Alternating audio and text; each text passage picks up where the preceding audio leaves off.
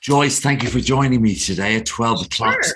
12 o'clock somewhere, I think. 12 o'clock our time, Yeah. Friday And I, afternoon at 12. You caught me at a weak moment here, Garry. so you are that American in New London. You're not a werewolf. That's the one thing I do know for sure. Okay, Um, good. but Glad I, to hear that. but I did love that movie, American Werewolf in London. So you have been working with us for quite some time. Yeah. Um, uh, we'll talk off air whether that's a good thing or not such a good thing for you personally. But there's been a lot of change, hasn't there? Irrespective, we'll get on to the report and the research in a moment. But you, I guess, have a very interesting and a great perspective for us because you're not Irish. Yep. You're living in London. Yep. Or obviously, well, not obviously, but you are North American.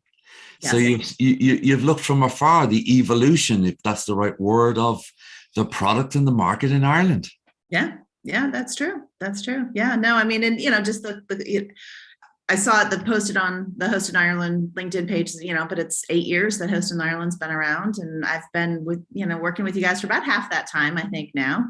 And, just to see the evolution of 25 you started it with 5, but then 25 partners and then 30 and then 40. And then this year over 50. So it's, there's definitely a value, I think that people are getting from the organization and are excited to continue to participate with us on stuff. So, or it could be the compromising photographs that I have of most of these people. I don't want to know about that. Don't tell me about that. It's a family show. It's just after 12 o'clock. So we evolve, as you say, it's the evolutionary process, but obviously then there's a lot of activity that's gone on in Ireland for a long time on data centers and other asset classes, and a lot of skills. Yeah. A lot of skills that have been learned, behaviors that have been learned, and language that have been learned. And that's, I guess, what you fortunately or unfortunately have been buried in as a researcher for us. Yeah. And working with us as a co-author of our up-and-coming report, which will be published on the 15th.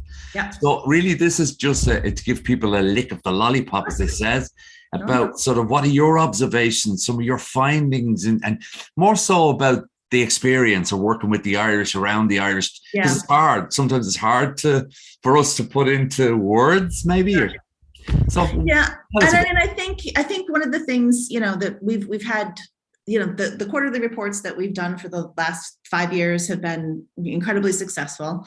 But we've all kind of realized that there's a different story that has to be told now. I think the evolution, as you've talked about, the impact, the growth of data, the impact that living online has really had in everybody's lives for the last couple of years. I think all of those things have really kind of solidified that, data centers are an essential part of everybody's life, whether they realize it or not. And the digital infrastructure that they fit into is a much bigger scope, and it's a much bigger platform, and it plays a central role in it. And I think what we all kind of realized is that there's a story to tell there, and now is a good time to start telling that story. Let's start talking about what the digital infrastructure ecosystem is. What role do data centers play in that?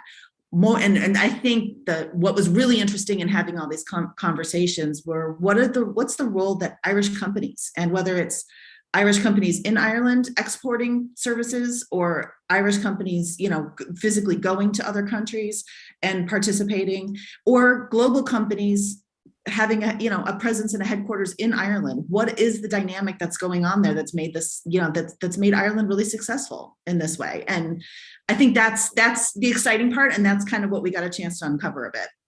And that's it in a nutshell. When we started Host in Ireland, as you say, 8 years ago, it was really talking about Ireland and exporting data. Right. The value of the data towards the data center, the data in the centers, and the evolutionary story, again, going back to floppy disks and punch cards and all that other stuff. And what was really interesting from seeing the initial snippets of the report from you is that now it's about the people rather than the data. And I guess what you often said to me was, it's like an onion. I keep on taken off one layer and then I find another layer. Yeah. And it seems to go deep and very narrow and very specialist and very trusted to go to other places with the same team that they built in Ireland, in, would you say, all over Europe and even bits of North Africa? Yeah, I was just going to say, I mean, definitely throughout Europe, you know, so probably, you know, continental Europe at first, but then, you know, up into the Nordics and, you know, in Sweden and Denmark and Finland and that kind of stuff. And yeah, talking to folks heading into the Middle East and exploring Africa and looking at all those sites and venues and everything too. It's definitely grown. And it's interesting, and we won't go too deep into it, but you've done a wonderful play on the word Irish. Yes. Yeah. You've done a wonderful play. I mean, I think most people know what Irish is.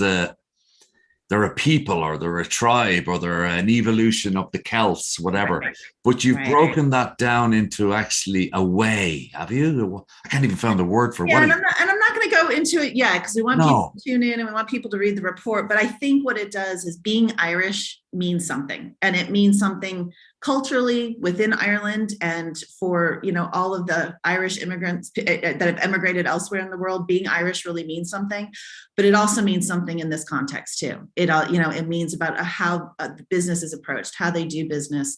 And that's where I kind of feel like, as I was listening to the conversations, my outsider's perspective kind of Bennett was able to say, wait a second, you might not think that that's something special because that's what you grew up in and that's the culture you have.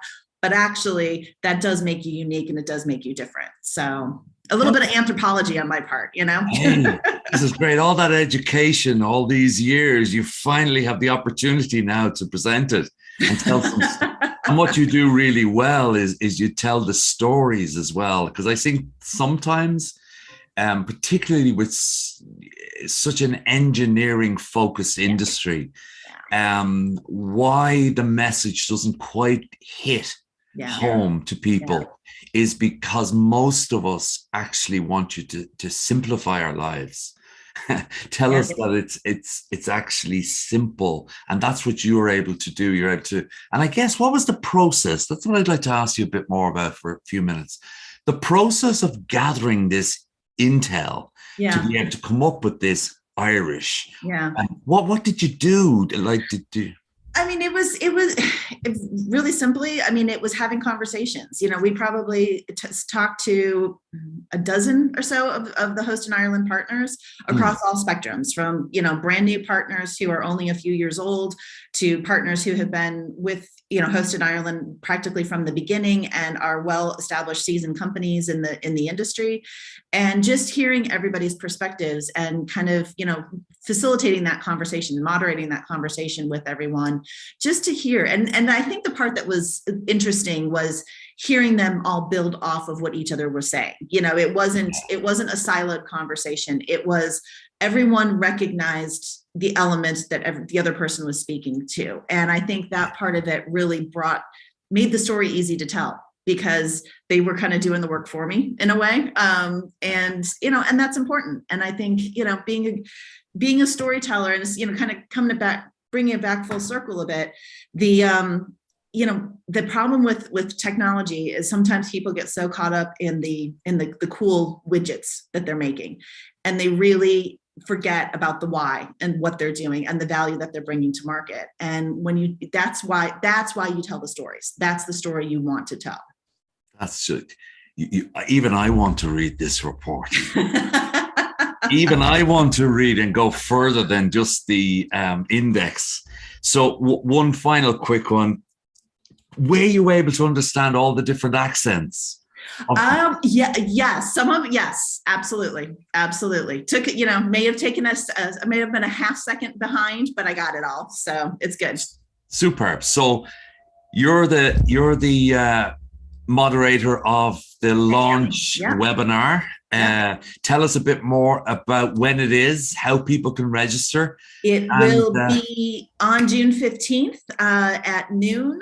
And there's a link on the Host in Ireland website. So if you go to hostinireland.com, you can find the link to register. And register there. And I'm sure we can probably even drop it into the comments on here as well. But yeah, I would love to, carry on the conversation and kind of give the audience a glimpse of what we were talking about as we built out the report. Fantastic. Joyce, you're wonderful. Thank you. Thank you so much. Thank you for putting up with me for 4 years or 5 years. It's been great to chat to you. And I'll see you. I'm actually going to read the report now. Okay, good. Thanks a million. Thank you. Thanks, Garry. Bye-bye. I hope something